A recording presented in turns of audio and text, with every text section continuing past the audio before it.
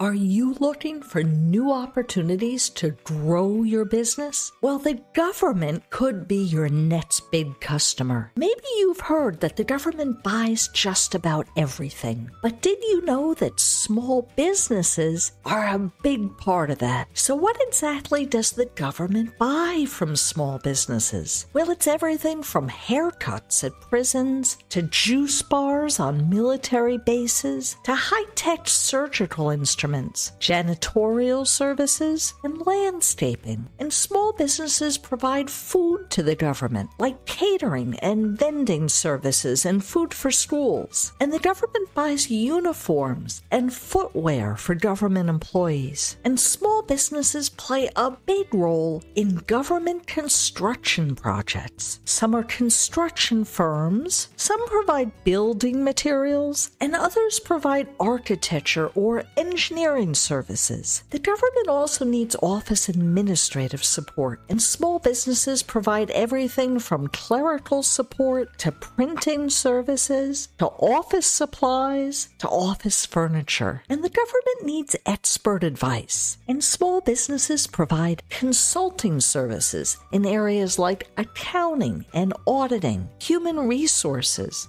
legal services, management, and public relations. In addition, small businesses provide security, education and training, and maintenance and repair for facilities and machinery. And IT is a huge area, with opportunities for companies in software, hardware, cybersecurity, and data analysis. And the government's transportation needs include everything from trucking to package delivery to logistics support. So if you're looking to expand your customer base, don't overlook the opportunities from working with the government. Lots of people are able to grow their businesses thanks to consistent orders from the government. So why not explore government contracting and see where it can take your business?